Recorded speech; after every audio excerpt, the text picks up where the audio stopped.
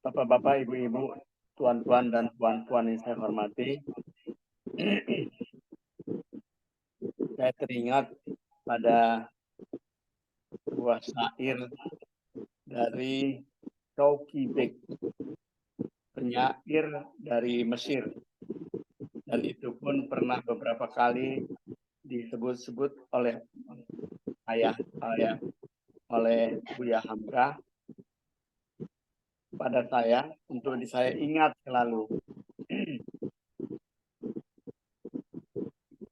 Shawki Beg itu mengatakan, waladatka ummuka ya bena Adam bakian wan nasu haulaka yadhakuna sururan. Ihris ala amalin takunu bihi idzan bi yaumi mautika yabkuna haulaka mutabassiman sa'idan. Wahai anak manusia, ibnu Adam maksudnya, ibumu melahirkan kamu dalam keadaan menangis. Sementara orang-orang di sekelilingmu tertawa bahagia menyambut kelahiranmu. Itulah yang kita alami selalu pada saat-saat seorang bayi yang lahir, selalu menangis. Sementara kita yang menyaksikan, yang mengalami kebahagiaan, bergembira, tertawa gembira. Lalu dia katakan, berusahalah kamu dengan amalmu, takunu bihi idzan, akan terjadi bi yaumi mautika, pada saat hari kematianmu, yabkuna haulaka, orang di sekelilingmu menangis melepas kepergianmu tentunya.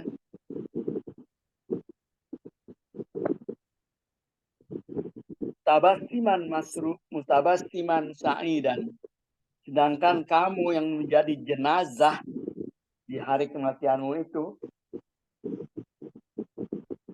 kamu tersenyum bahagia. Lalu ayah itu mengajarkan saya bagaimana kita harus berekayasa, berusaha sedemikian rupa di hari-hari kehidupan kita ini. Nanti pada saat kita menjadi jenazah, wajah kita itu senyum.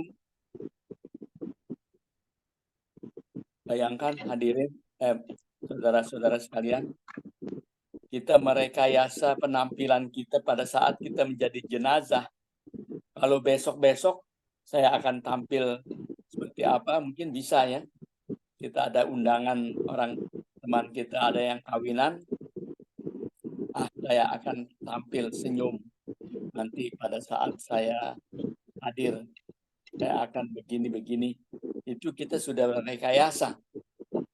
Tapi pada saat kita menjadi jenazah, bagaimana kita merekayasanya? Nah, itulah katanya, dengan amal saleh kita selama hidup kita, amal saleh yang kita laksanakan pada saat kita hidup, amal saleh yang membuahkan hasil dan mendatangkan kebahagiaan pada orang banyak, amal saleh itulah yang akan membuat kita bisa bertersenyum. Saudara-saudara sekalian, bapak-bapak, ibu-ibu, dan tuan-tuan serta puan-puan, dan itu saya alami, saya melihat sendiri jenazah Buya Hamka itu pada saat beliau wafat pada tanggal 24 Juli 1981. wajahnya tersenyum. Itu sudah menjadi jenazah, dia senyum. Nah, itu Hadi punya fotonya itu. Kalau bisa ditampilkan di kesempatan ini lebih baik. Orang datang dari segala macam, dari yang namanya Presiden Soeharto, Wakil Presiden, orang-orang penting, tukang sapu di masjid itu datang melihat, menangis, dan wajahnya Hamka, wajah jenazahnya itu senyum. Dan itulah yang disebutkan oleh penyair Sauki Bek, engkau lahir, ibumu melahirkan kamu, kamu dalam keadaan menangis, sementara orang di sekelilingmu tertawa bahagia. Berusahalah kamu dengan amal salehmu, ketika kamu menjadi jenazah di hari kematianmu, orang di sekelilingmu menangis, sementara jenazahmu itu menampilkan wajah senyum. Nah, ini justru bukan hanya sekedar kita hafal syairnya, tapi dibuktikan sendiri langsung oleh almarhum Buya Hamka. Luar biasa. Itu yang kita bisa lihat juga. Pak Hadi bisa menampilkan foto yang beliau koleksi, wajah jenazahnya Buya Hamka yang senyum. Jadi satu hal lagi yang menarik, sebelum beliau itu sakit, masuk rumah sakit, saya itu jadi pengantin. Saya menjadi pengantin pada tanggal 24 Mei. 2 bulan persis kemudian, 24 Juli, beliau wafat.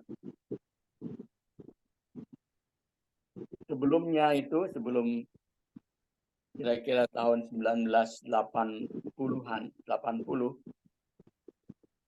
itu Rabitah Alam Islami, organisasi internasional ulama-ulama sedunia, itu meminta Buya Hamka menjadi salah seorang pimpinan dalam majelis taksisi, kalau kita katakan Dewan Pertimbangan Rabitah Alam Islami. Beliau diangkat dan beliau terima menjadi salah seorang dalam majelis taksisi Rabitah Alam Islami. Dan sidang tahunannya setiap musim haji di Jeddah, sekaligus pelaksanaan ibadah haji, dan itu ada sidang tahunan Majelis Taksisi Rabitah Alam Islami. Jadi waktu beliau menerima permintaan itu, beliau katakan, saya ini sudah tua, lalu saya berangkat melaksanakan sidang itu, tentu saya harus dikawal oleh salah seorang anak saya. Jadi Kakanda Rusdi, abang saya yang nomor 2, itu berangkat, dan kemudian pada tahun 1981 itu, ketika saya menjadi pengantin, dia mengatakan, kado untuk Waang, kado untuk kamu dari ayah, kamulah yang akan menemani ayah pada saat nanti bulan haji, musim haji, kita ke Mekah, sekaligus ayah akan menghadiri sidang tahunan majelis taksisi. Wah, saya luar biasa senangnya karena saya akan mendapat kesempatan bersama ayah pergi haji.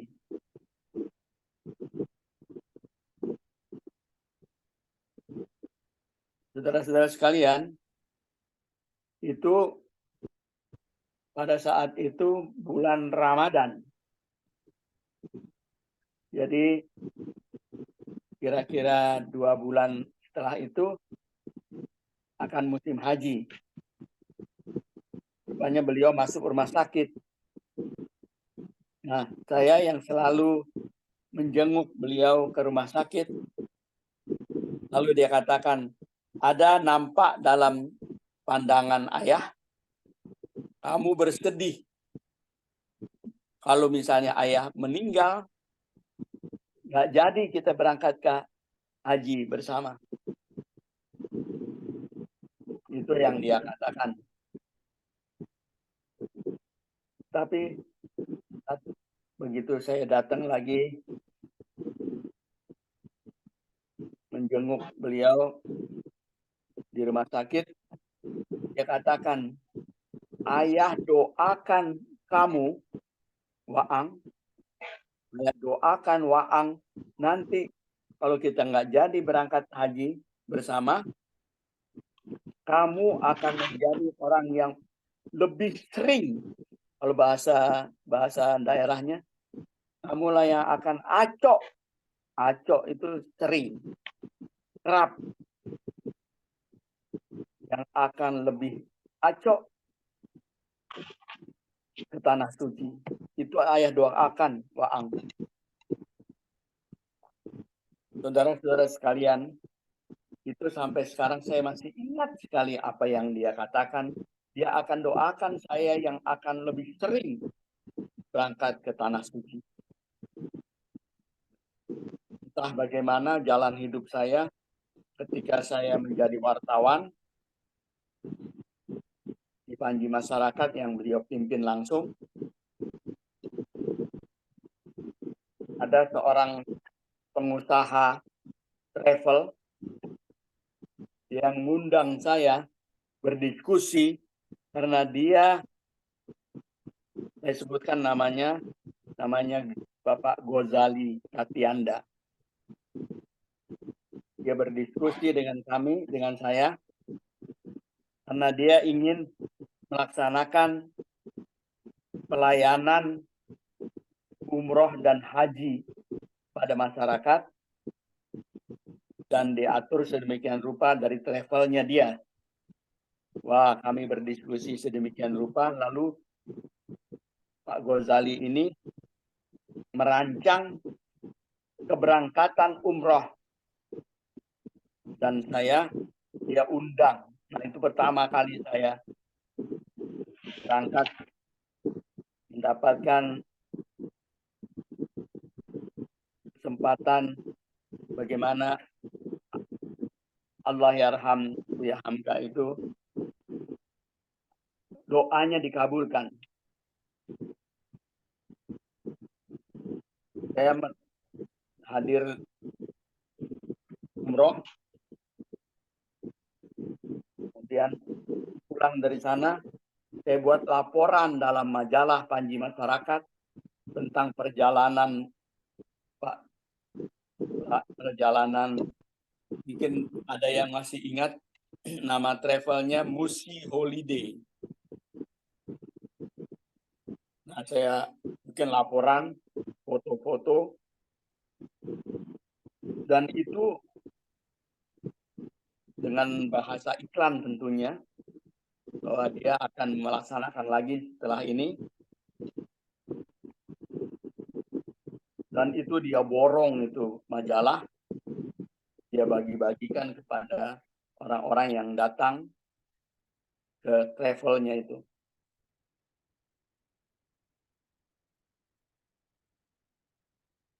Kemudian Pak Ghazali ini juga merancang perjalanan haji. Jadi haji plus dengan bayaran yang lebih mahal, hotel yang lebih bagus, dan layanan yang untuk very important person lah.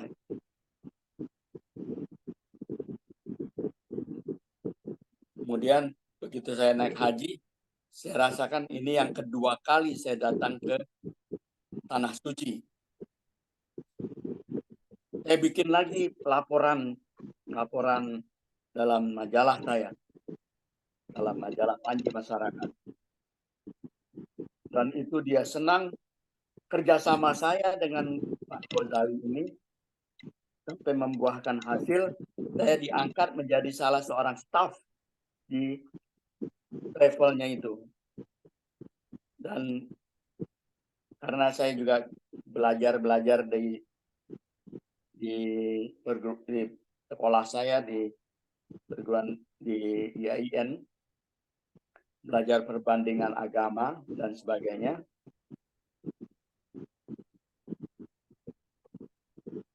Saya tawarkan kepada Pak Ghazali ini, bagaimana kalau kita adakan semacam paket liburan bagi anak-anak sekolah. Anak-anak sekolah itu yang saya tuju justru sekolah Al-Azhar.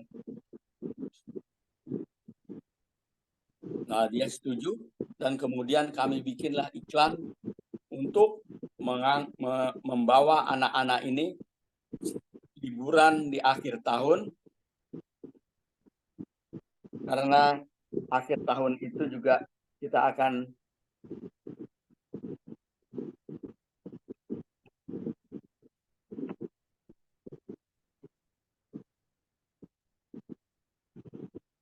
liburan akhir tahun itu juga akan mengalami Natalan. Jadi bukan hanya Mekah Madinah, tapi juga ke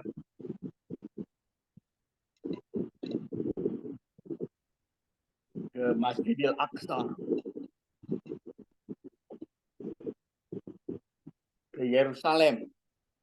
Bahkan sampai bukan hanya Yerusalem, di malam Natal itu, di Natal itu kami sudah berada di tempat yang diagungkan oleh teman-teman kita orang-orang Nasrani, ke Bethlehem kami. Nah, kebetulan saya baca-baca juga dari Bible bagaimana dibandingkan dengan Al-Quran tentang kelahiran Nabi Isa alaihissalam, ketika Siti Maryam, ibunda Nabi Isa itu akan melahirkan, dia menggoyangkan batang pohon kurma. Kebetulan batang pohon kurma itu sedang berbuah lebat, sedang panen, dan dia makanlah kurma-kurma yang sudah berjatuhan itu. Dan saya katakan, pada saat kurma berbuah itu bukan musim dingin, tapi itu musim panas. Sedangkan kita merasakan pada saat itu bulan Desember itu adalah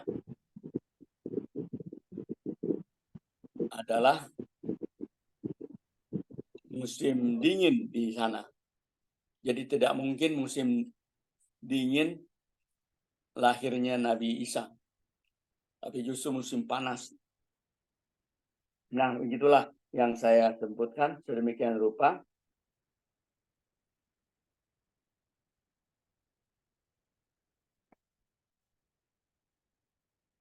Saya terkesan sekali dengan adanya forum ini.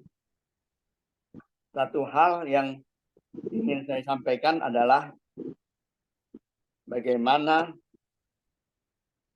seorang Hamka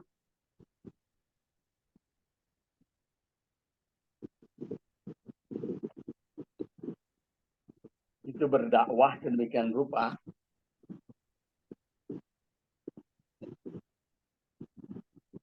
kita melihat beliau di rumah kami itu, rumah Buya Hamka itu, persis di depan kami itu adalah Masjid Agung Al-Azhar. Dan setiap subuh beliau menggelar kuliah subuh. Ketika pada tahun awal-awal tahun 50-an itu arus urbanisasi datang ke Jakarta yang luar biasa dari daerah-daerah di seluruh Indonesia. Dan yang menarik adalah bagaimana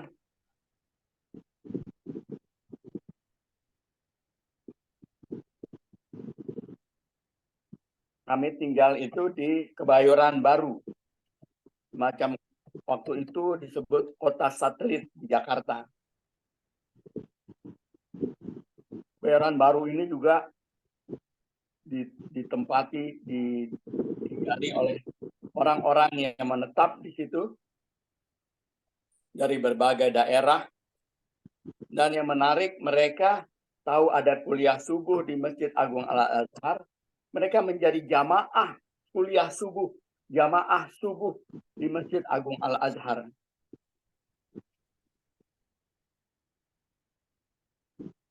Selera mereka ini yang menarik adalah mereka punya anak-anak yang keinginan mereka memasukkan anak-anaknya itu sekolah, di sekolah yang bermutu, sekolah yang bagus, sekolah yang berdisiplin, sekolah yang punya ranking baik di Jakarta ini. Nah, hadirin sekalian, saudara-saudara sekalian, pada saat itu sekolah-sekolah dasar negeri, sekolah negeri amat sedikit, terutama di Kebayoran Baru. Saya sebutkanlah antara lain sekolah rakyat SR pada saat itu, sekolah rakyat di Jalan Hang Lekir, sekolah rakyat di Blok R, sekolah rakyat di daerah Majestic. Sedikit sekali. Sedangkan sekolah yang bermutu, yang berdisiplin, yang bagus dinilai oleh banyak masyarakat, justru sekolah-sekolah yang didirikan oleh orang-orang Kristen. Saya sebutkanlah diantaranya adalah sekolah Tarakanita, sekolah Pangudi Luhur, ada namanya PSKD, Pendidikan Sekolah Kristen Jakarta. Pada saat itu D itu Jakarta.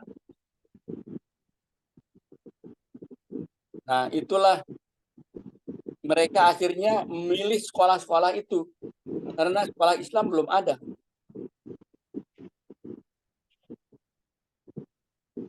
Pada masa-masa itu kebetulan ada beberapa pemuda yang baru tamat dari Gontor itu ingin melanjutkan pendidikan di IAIN Ciputat. Saya sebutkanlah antara lain Nurholis Majid, Abdul Wahid Daini, Mahfud Makmun, dan adiknya Mehmet Sururi Makmun. Pemuda-pemuda ini datang ke rumah Buya Hamka, disambut sedemikian rupa, dan sudah menjadi seperti dia sering datang ke rumah kami. Mereka sudah seperti dijadikan anak dari Buya Hamka ini. Dan di Masjid Agung Al-Azhar itu,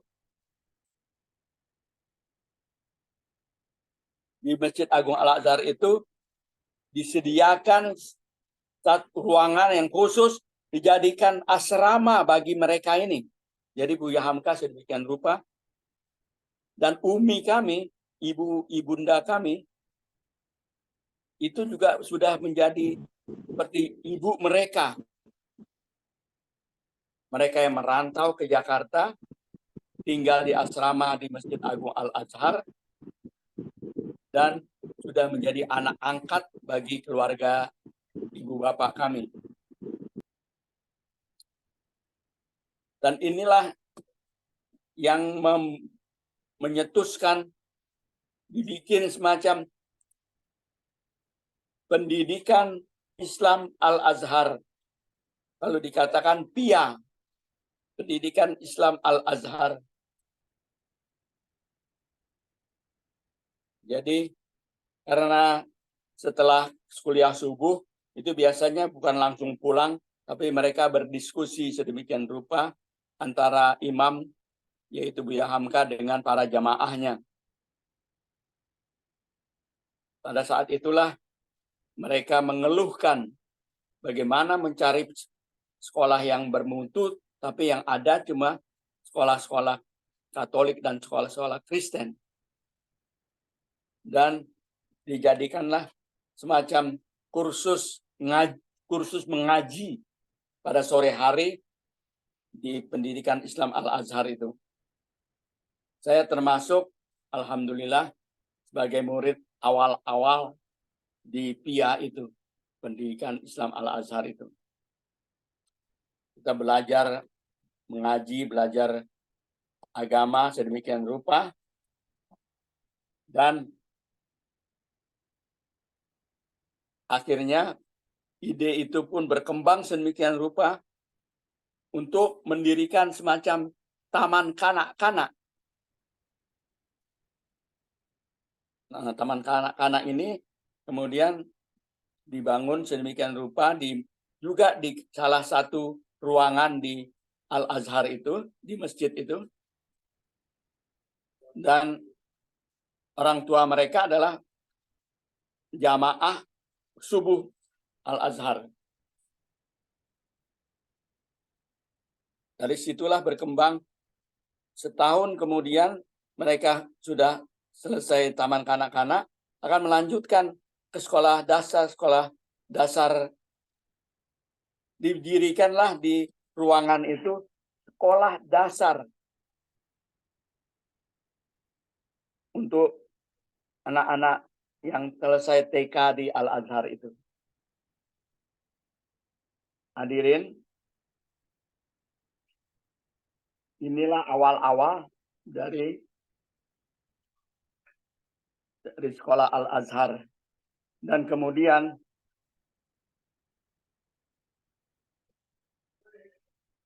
yang menarik adalah sekolah Al-Azhar ini jadi yang dicetuskan oleh Buya Hamka sedemikian rupa. Setelah mereka tamat 6 tahun sampai kelas 6, mana dilanjutkan? Dibuatlah SMP-nya, sekolah menengah pertamanya.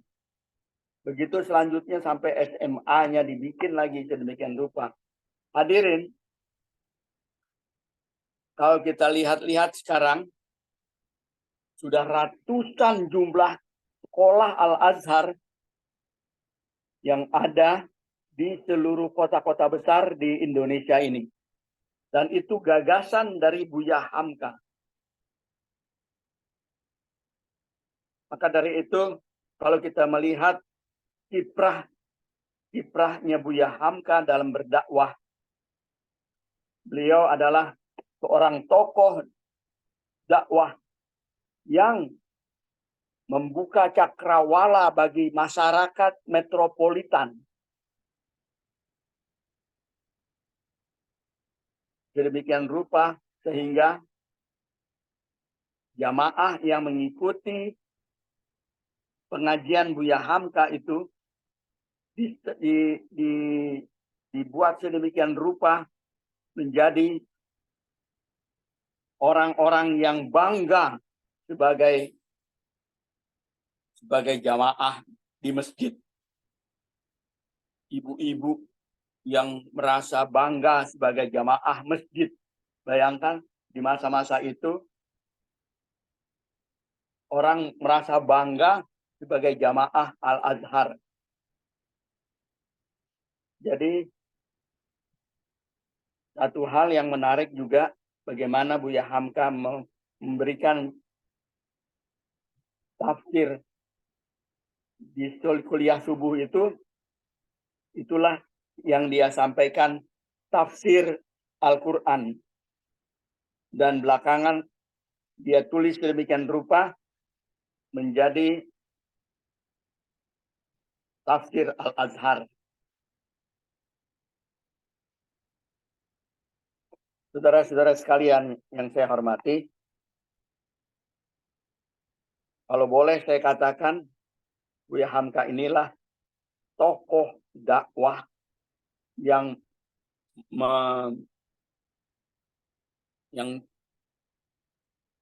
membuka cakrawala bagi masyarakat metropolitan. Dakwahnya dakwah gedongan.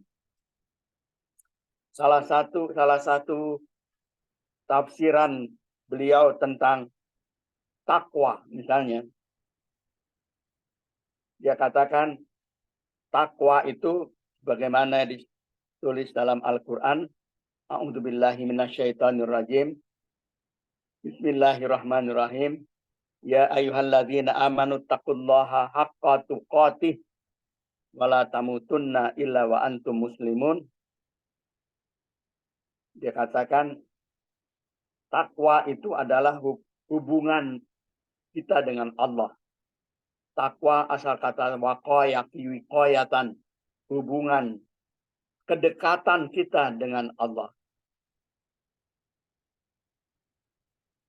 Kalau kita sudah haqqa tuqatih, dengan sebenar-benar hubungan, dengan sebenar-benar keseriusan kita berhubungan dengan Allah.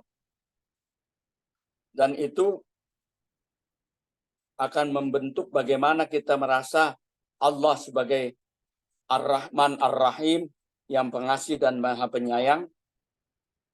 Kita berdekatan, berhubungan dengan Allah. Di hadapan kita Allah. Allah yang selalu berdekatan dengan dia, mendekatkan diri dengan kita, dan kita harus juga mendekatkan diri kita pada Allah. Nah, maka dari itu kalau kita sudah menjadi manusia hamba yang selalu dekat dengan Sang Kekasih, maka kita tidak boleh tampil seenaknya. Kita harus tampil baik, tampil prima di hadapan Sang Kekasih. Saya ingat pengalaman pribadi, kalau pada saat-saat malam, mau menjelang malam, misalnya malam minggu, ada kebiasaan kita pada saat itu, kalau kita mau bermalam minggu, mau keluar, mau ketemu orang yang kita senangi, itu selalu kita bercermin di dalam kamar, bercermin. Ya begitulah, bercermin sedemikian rupa untuk tampil bagus, untuk tampil prima di hadapan Sang Kekasih. Lalu almarhum Buya Hamka menegur saya, mau kemana kamu? Mau ketemu orang yang kamu senangi ya? Kalau kamu mau bertemu dengan orang yang kamu cintai, kamu selalu akan tampil prima di hadapan Sang Kekasih. Kamu bercermin sedemikian rupa. Nah, Sang Kekasih yang paling kita cintai, yang selalu mencintai dan menyayangi kita, itu adalah Allah. Maka dari itu, kamu harus selalu tampil prima di hadapan Allah. Maka dari itu, beliau mengajarkan kita, mengajarkan semua umat, agar kita tampil prima di hadapan Sang Kekasih. Dan itulah yang dia tunjukkan kepada umat, bagaimana dia selalu kalau tampil itu dengan pakaian yang bagus, Ini bukan hanya untuk jamaah, tapi juga kita harus tampil di hadapan Allah. Jadi menurut saya, Hamka itu adalah tokoh yang mengajarkan kita beribadah itu harus tampil prima. Beribadah, mendekatkan diri kepada Allah itu harus tampil keren, keren, keren. Saya ingat buku yang dia tulis yaitu Tasawuf Modern.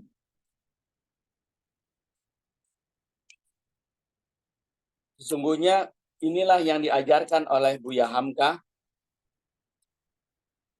Kita tahu dalam sejarah bagaimana kehidupan orang-orang sufi. Orang sufi itu pakaiannya lusuh, pakaiannya kadang-kadang rambutnya, jenggotnya, apanya tidak diatur sedemikian rupa. Kalau menurut Hamka, sufi itu bukan begitu. Sufi itu harus tampil gagah.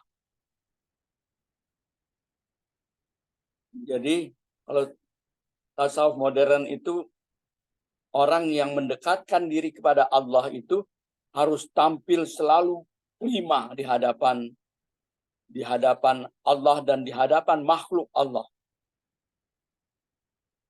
Dan inilah yang kita lihat pribadi dari seorang Hamka.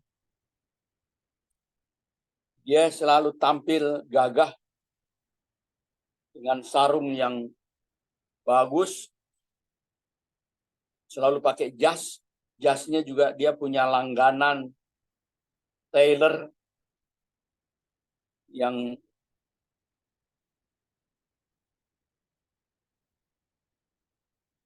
membuat dia sebagai tokoh yang selalu gagah. Kalau saya lihat-lihat, Hamka adalah tokoh bagaimana dia berdakwah di kalangan masyarakat metropolitan. Dia sesuai sekali sebagai tokoh gedongan, tokoh dakwah gedongan. Saya pernah ketika berkunjung ke satu tempat di sekolah-sekolah Al-Azhar, salah satunya di Solo. Di Solo itu ada orang tua murid. Orang tua murid itu dalam budaya Al-Azhar itu disebut Al-Jami'ah. Jadi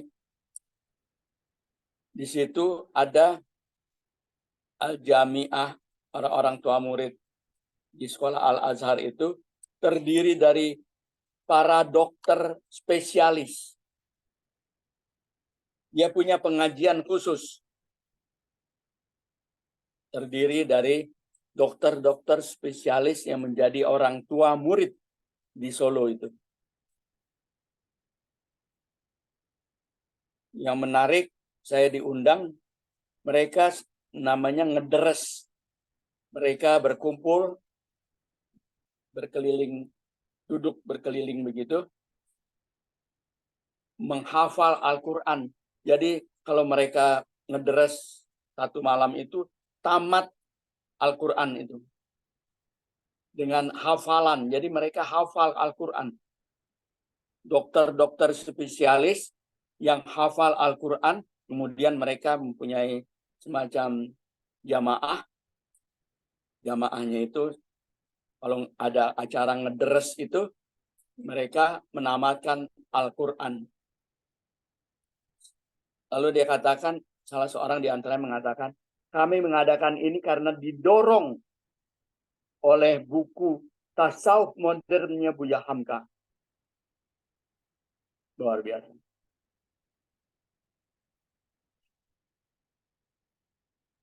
Bapak Hadi. Ya, ya Om. Begini dulu ya. Begini dulu ya. Oke. Ya. Ya, jadi itulah kesimpulan saya bahwa yang saya sampaikan pengalaman-pengalaman pribadi dan Saudara Hadi punya foto jenazahnya Buya Hamka yang tampil senyum dengan ketika itu sudah dipakaikan kafan, sudah dengan kain kafan, tapi wajahnya masih terbuka, dan disitulah kita bisa melihat foto beliau itu tersenyum pada saat dia berbaring dan menerima orang-orang yang bertakziah, antara lain Pak Harto, Pak Adam Malik, dan lain-lain. Satu hal yang kita, ini dia fotonya.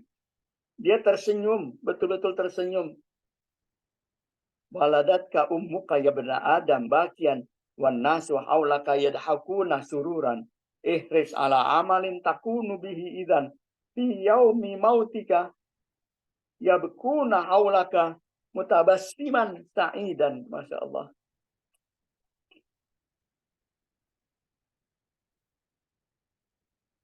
Oke.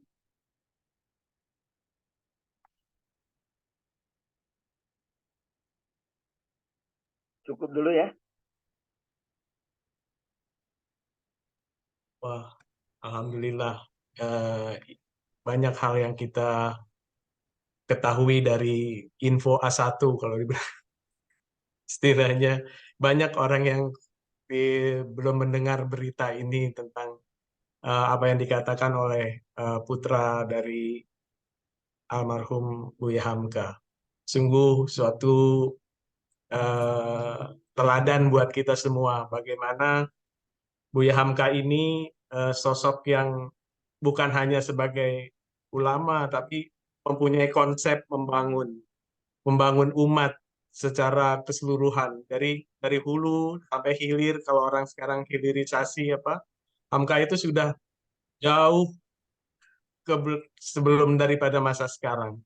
Jadi itu suatu hal yang patut kita catat, bahwa Hamka ini orang yang visioner, jauh ke depan, membuat masjid itu berdaya, bagaimana mempersatukan umat kala itu di tahun 50-an itu umat Islam keadaannya seperti apa, sehingga terbentuklah Al-Azhar yang menaungi seluruh umat Islam. Jadi menggambarkan Islam yang rahmatan lil alamin, memperkecil konflik yang terjadi di antara umat Islam sendiri.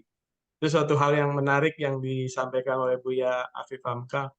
Uh, Sulit digambarkan seperti apa ini dari satu sisi ya, Buya Hamka dari satu sisi sebagai tokoh konseptor, pendidik sekaligus yang memiliki konsep-konsep wawasan jauh ke depan bagaimana umat Islam yang kala itu menyekolahkan anaknya di sekolah-sekolah Kristen bisa tertarik dengan Islam, dan sekarang Al-Azhar tumbuh sebagai sekolah yang bergengsi.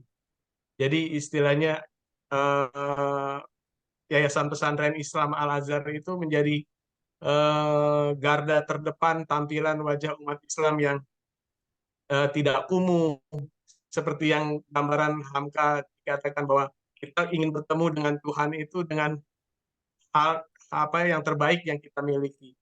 Itu yang kita dapat kesan dari Buya Hamka. Jadi patutlah Buya Hamka dikatakan sebagai institut karena memiliki banyak pintu pengetahuan dari beliau. Selain seorang ulama, beliau pun juga seorang uh, seniman, sastrawan, budayawan. Itu tidak banyak. Dan yang patut kita garis bawahi, Hamka di luar dan Hamka di dalam ternyata sama. Jadi banyak tokoh-tokoh terjebak pada uh, apa tampilannya di luar, tapi di dalamnya tidak. Tapi Hamka tidak. Dia membangun luar dalam. Masya Allah. Ya, baik Ustaz Buya Afif, terima kasih banyak untuk selanjutnya kita akan dengarkan uraian dari Al Ustadz Haji Muhammad Fuad Nasar MSc. Waktu dan tempat kami persilahkan. Assalamualaikum warahmatullahi wabarakatuh. Waalaikumsalam. Alhamdulillah, wala haula wala quwata illa billah. Yang saya hormati Buya Afif Hamka, Ustadz Roni Chandra, Pak Hadi, Bapak Ibu, Puan dan Tuan sekalian yang dirahmati Allah. Saya mengangkat topik dari pembicaraan pada pagi hari ini, mengulas Buya Hamka sebagai ulama, pejuang, dan tokoh literasi bangsa.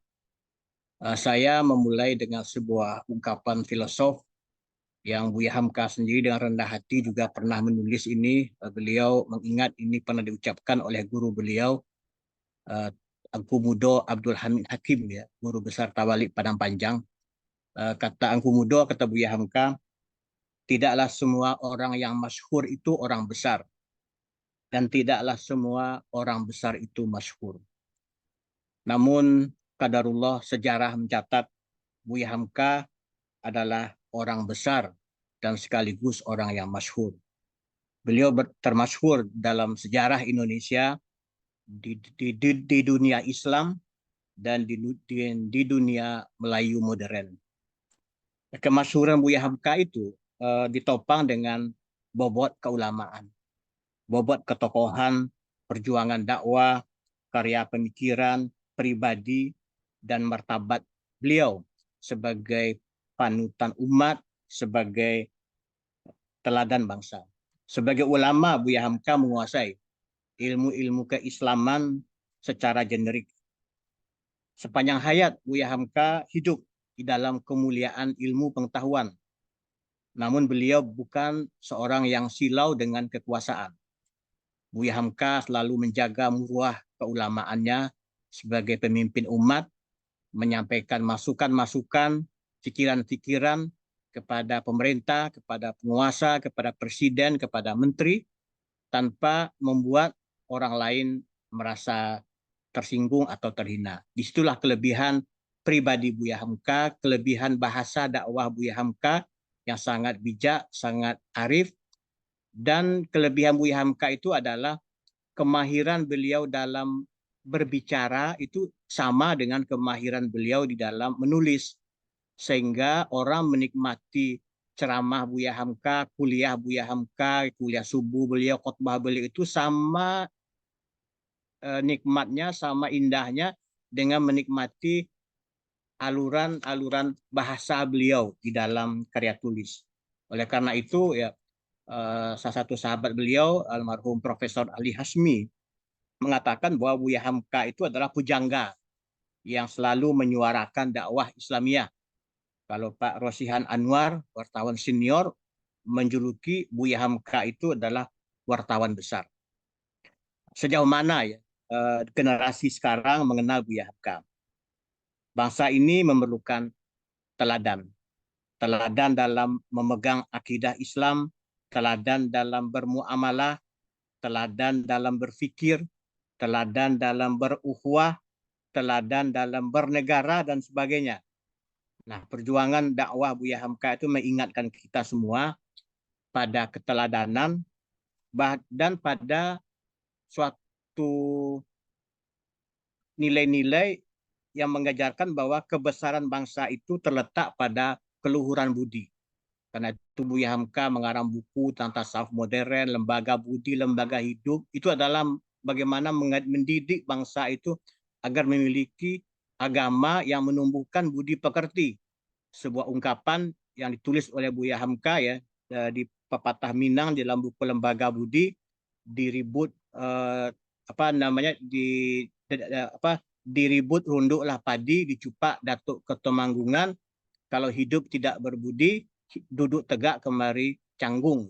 Ini bagaimana nasihat-nasihat Buya kepada masyarakat, ya, agar membangun agama, membangun budi pekerti itu melalui pendidikan, melalui masjid, ya. melalui dakwah dalam keluarga, dan lain sebagainya. Nah, bangsa ini perlu belajar dari pribadi dan martabat Buya Hamka. Seruan dakwah Buya Hamka itu mengajak umat untuk bersatu. Cinta kepada agama, cinta kepada tanah air, dan selalu berpedoman kepada Al-Quran dan Sunnah. Bapak, Ibu, Tuan-Puan sekalian yang saya muliakan, Buya Hamka adalah teladan yang sangat mengesankan dalam ukhuwah Islamiyah, dalam ukhuwah Islam insaniyah dengan sesama ulama dan tokoh. Mungkin tidak semua ya orang besar, tokoh besar itu menulis, memberikan testimoni, mengakui kebesaran orang lain. Namun Buya Hamka banyak sekali beliau menulis ya, kenang-kenangan, kesan-kesan tentang guru, tentang kolega, tentang sahabat, tokoh-tokoh yang sezamannya.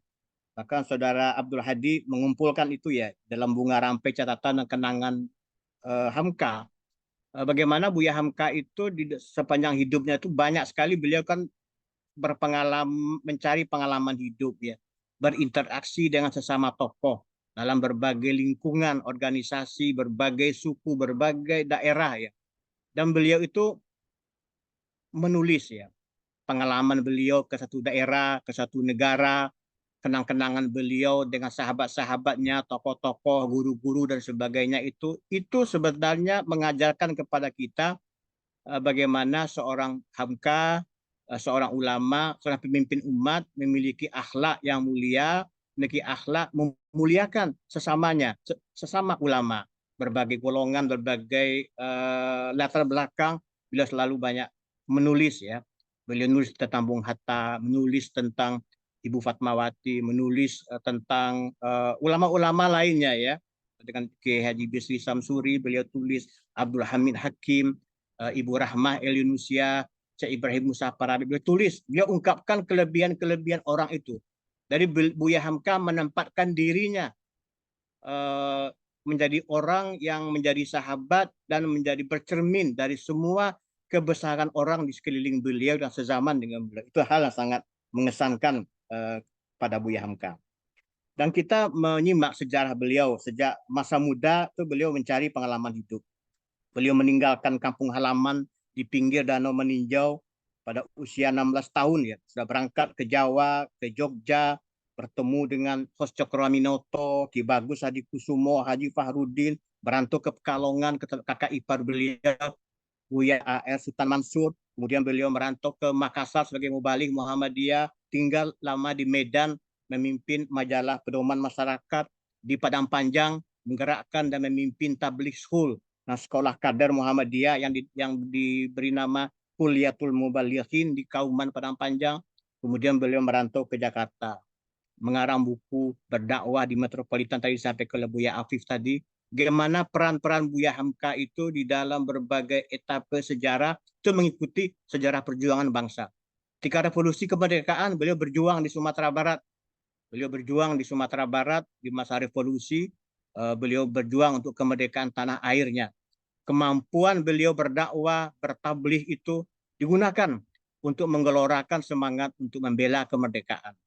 Karena itu pemerintah mengangkat beliau ya sebagai pahlawan nasional. Karena memang perjuangan beliau, perjuangan untuk agama, perjuangan untuk negara, untuk tanah air itu adalah berjalin berkelindan dengan seluruh perjuangan hidup beliau ya. Salah satu jasa beliau yang tidak dapat kita lupakan adalah sebagai pemimpin Majelis Ulama Indonesia.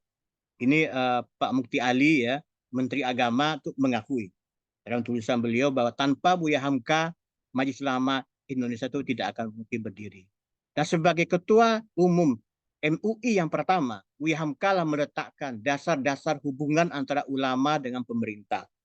Ulama sebagai penampung aspirasi umat dan penyambung lidah umat kepada pemerintah itu Buya Hamka. Meletakkan dasar-dasar, prinsip-prinsip dasar perjuangan Majelis Ulama Indonesia itu. Dan Buya Hamka juga menunjukkan bagaimana prinsip seorang ulama ketika berhadapan dengan sesuatu hal yang tidak sesuai dengan hati nuraninya, beliau mengambil sikap yang jelas dan tidak sikap yang abu-abu. Namun sikap beliau itu sama sekali tidak menimbulkan kegaduhan, tetapi menimbulkan sikap hormat orang semua kepada Buya Hamka. Kedudukan Buya Hamka sebagai Majelis Ulama Indonesia, Ketua Umum MUI bisa digantikan. Tetapi Buya Hamka sendiri tidak bisa digantikan. Dalam sikap beliau menjaga murwah sebagai ulama yang independen, ulama yang menegakkan prinsip-prinsip Islam, ulama yang membangun kesadaran umat untuk menjunjung tinggi agama, untuk memperbaiki masyarakat, dan Buya Hamka berada dalam posisi yang strategis yang semacam itu. Tuan-tuan, puan-puan yang saya hormati, Buya Hamka adalah seorang besar dalam perjuangan dan besar di dalam kesaksian dan kesan orang-orang yang pernah berhubungan dengan beliau. Saya ingin di sini mengutip tulisan seorang kolumnis Conskleden yang beragama Katolik yang pernah mewawancara Hamka pada tahun 1980. Itu beliau tulis ketika Buya Hamka meninggal, kenang-kenangan itu di harian Pelita yang dimuat di dalam buku perjalanan terakhir Buya Hamka berjudul Sang Bapak Telah Pergi. Ini saya ingin membacakan untuk memberikan gambaran kepada kita bagaimana Buya Hamka hidup di tengah-tengah masyarakat dan berinteraksi dengan semua lapisan masyarakat. Mulai dari kalangan gedongan, kalangan elit, sampai kepada masyarakat bawah. Kata Conskleden, 4:30 sore, saya sudah berada di rumahnya. Wawancara mulai diadakan jam 5. Namun melihat tamu yang antri di depan rumah, waktu itu saya ragu apakah janji tersebut dapat dipenuhi. Tua muda, pria maupun wanita berderet dari depan pintu hingga ke pagar. Semuanya punya satu tujuan, bertemu dengan Buya. Saya pun ikut menunggu. Di samping saya duduk seorang lelaki setengah tua dengan sebuah tas berwarna hitam. Mengisi waktu luang, saya sengaja mengajaknya ngobrol. Lalu apa tujuan Anda datang bertemu Buya? Tanya saya. Saya ingin meminta restu dari Buya tentang buku yang saya tulis, di samping meminta Buya menulis sedikit sambutan, jawabnya. Sudah lama kenal Buya? Tanya saya lagi. Buya itu kan milik masyarakat. Siapa saja bisa datang kepadanya untuk meminta tolong atau nasihat, jawabnya bersemangat. Selang beberapa waktu datang seorang pria yang kelihatannya sangat kumal. Ia bersalaman dan ngobrol bersama kami. Menilik pakaiannya, ia seperti gelandangan saja. Tujuannya bertemu Buya adalah meminta sumbangan untuk dirinya. Menurut ceritanya, keluarganya tertimpa musibah. Ternyata ia yang malahan diterima duluan oleh Buya. Sama hangatnya, sama penuh perhatiannya, seperti Buya menerima tamu-tamu yang datang bermobil atau berdasi. Melihat hal itu, ada perasaan kecil di dalam diri saya berhadapan dengan Buya. Jam 5 tepat giliran saya untuk bertemu, kenang Conskleden. Itulah akhlak Buya Hamka, akhlak Islam yang sejati, yang akhlak yang mengumpulkan, bukan memecah, memperdekat, bukan menjauhkan, mengatakan mari kemari, bukan mengusir keluar dari sini, tulis Buya Hamka dalam buku Prinsip dan Kebijaksanaan Dakwah Islam. Buya Hamka mampu bicara tentang Islam dan sikap Muslim terhadap berbagai isu yang aktual di masyarakat. Tuan-puan yang berbahagia, di halaman Masjid Agung Al-Azhar ketika Buya Hamka masih hidup, ratusan ribu kaum muslimin dan muslimat dari berbagai penjuru kota Jakarta setiap tahun menantikan khutbahnya. Dalam khutbah Idul Fitri tahun 75 di halaman Masjid Agung Al-Azhar, Kebayoran Baru, Buya Hamka mengatakan, orang yang beriman kepada Allah dengan sendirinya cintalah dia kepada tanah airnya, kepada bumi tempat dia tegak, tanah tumpah darah tempat dia dilahirkan. Tanah air itulah akan ditegakkan cita-cita beragama. Sebab agama baru dapat ditegakkan jika orang mempunyai tanah air yang merdeka. Dan merdeka pula di dalam menganut keyakinan, menegakkan faham, memuja Tuhan menurut agama yang dianutnya. Buya Hamka mengatakan dalam khutbahnya yang lain, kita manusia ini adalah alam kecil. Seakan-akan tidak ada artinya kita hidup di dalam bumi yang besar ini. Hanya pada tempat-tempat yang terbatas. Gunung terlalu tinggi dan dingin. Kita tidak dapat hidup di sana. Laut yang 3/4 dari bumi tidak dapat kita diami.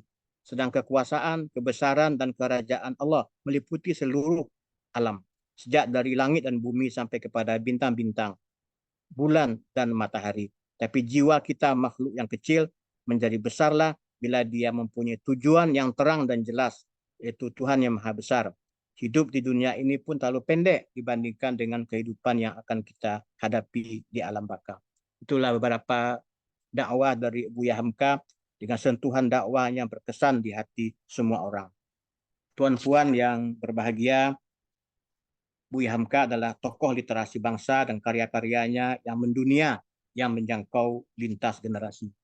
Ketika Buya Hamka berpulang ke rahmatullah ya tanggal 24 Juli 1981, 22 Ramadan ya tahun 1404 di Rumah Sakit Pusat Pertamina, ribuan orang mengantar dia ke pemakaman, mensolatkannya dan mengantar ke pemakaman Tanah Kusir. Buya Hamka dikenang sebagai ulama dan tokoh Islam yang dicintai oleh seluruh umat, mulai dari rakyat biasa sampai pejabat tinggi. Pengaruh dakwah yang secara lisan dan tulisan Buya Hamka membukakan cakrawala pandang umat. Sejarah akan mencatat sampai kapanpun bahwa Buya Hamka adalah salah satu putra terbaik Indonesia yang berjasa dalam perjuangan kemerdekaan dan pembangunan mental spiritual bangsa dalam perjuangan dakwah dan karya-karyanya yang hingga kini terus menginspirasi. Demikian Tuan Puan yang saya hormati, demikian Saudara Abdul Hadi, beberapa pokok pikiran yang dapat saya sampaikan dalam kesempatan ini dalam memperingati dan mengenang 116 tahun Buya Hamka. Buya Hamka seorang ulama, seorang pejuang bangsa, dan seorang tokoh literasi bangsa dengan karya-karyanya yang mendunia. Al-Azhar University di Kairo menganugerahkan Doktor Honoris Causa untuk Buya. Universitas Mustopo Beragama di Jakarta menganugerahkan gelar Profesor Guru Besar di bidang penggemblengan jiwa. Dan beliau tepat sekali menerima anugerah itu, dan semoga kemuliaan, keridaan Allah, dan nikmat surga disediakan untuk beliau di hari akhirat nanti. Nah, semoga kita semua diberikan kekuatan, taufik, hidayah untuk meneruskan cita-cita dan perjuangan Buya Hamka yang kita cintai bersama. Sekian, terima kasih. Wabillahi taufiq wal hidayah. Wassalamualaikum warahmatullahi wabarakatuh. Waalaikumsalam. Jelasan yang ya untuk situasi zaman sekarang ini memang kita perlu mengkaji lebih banyak tokoh-tokoh yang kita miliki, terutama tokoh-tokoh Islam yang betul-betul merepresentasikan Islam secara benar. Nah, apalagi zaman sekarang ini kita kesulitan mencari role model seperti apa. Nah, dengan hadirnya sosok Buya Hamka ini, kita bersyukur bahwa kita memiliki tokoh tersebut. Baiklah, selanjutnya terima kasih Pak Ustadz Fuad Nazar. Berikutnya kita dengarkan uraian dari Ustadz Roni Chandra SPD yang waktu dan tempat kami persilahkan. Ustadz. Baik. Assalamualaikum warahmatullahi wabarakatuh. Waalaikumsalam. Alhamdulillah wassalatu wassalamu ala Rasulillah amma ba'du. Yang kami hormati Buya Afif Hamka, yang kami hormati Bang Abdul Hadi, dan juga yang kami hormati Pak Haji Muhammad Fuad Nazar sebagai pembicara pada kesempatan ini. Kemudian kami juga ingin menyapa yang tadi juga sudah disapa oleh moderator kita. Dari beberapa peserta yang hadir, ada di antaranya yang kami kenal. Di antaranya adalah Dr. Husnu Abadi. Beliau ini adalah dosen di Universitas Islam Riau, yang juga sebagai Ketua LHKP Muhammadiyah Pimpinan Wilayah Riau. Yang kedua adalah ada Ustadz Sujiat, tadi kami lihat, yang naskah tesis beliau sudah dikirimkan ke moderator kita yang mengkaji tentang konsep spiritualitas dalam tafsir Al-Azhar. Yang ketiga, ada adinda kami, Ahlul Amal Sah, kader kami ketika di Muhammadiyah Bangkinang Kampar Riau, yang tampaknya juga hadir pada kesempatan ini. Kemudian pada bagian awal ini coba kami mulai dengan sebuah pantun dari Kuala Lumpur ke Kota Melaka, membeli beras ke Jakarta. Pada kesempatan ini kita berkumpul dalam acara mengenang 116 tahun Buya Hamka. Selanjutnya, judul yang coba kami sampaikan adalah tentang meneladani perjuangan Buya Hamka atau meneladani jejak perjuangan Buya Hamka. Kenapa seseorang bisa kita teladani? Karena dia pernah berjuang. Kenapa seseorang berjuang? Karena dia mempunyai konsep hidup. Sehingga dari konsep hidup yang ada dalam dirinya tersebut, dia memperjuangkannya dalam hidupnya. Inilah yang juga coba dibaca oleh Yusuf Su'aib, salah seorang jurnalis kenamaan pada tahun 30-an di Kota Medan, dalam beliau memberikan kata pengantar di buku Kenang-kenangan 70 tahun Buya Hamka. Beliau ini sebenarnya adalah orang yang satu kampung dengan Buya Hamka di Maninjau, Sumatera Barat. Tetapi Bapak Yusuf Su'aib baru bertemu dengan Buya Hamka pada tahun di mana Buya Hamka pindah ke Kota Medan sebagai pemimpin majalah Pedoman Masyarakat. Beliau memberikan judul dari tulisan kenang-kenangan terhadap 7 tahun Buya Hamka tersebut adalah Hamka adalah contoh dari hidup, dari sebuah harga yang berkemauan, dari contoh hidup yang berkemauan.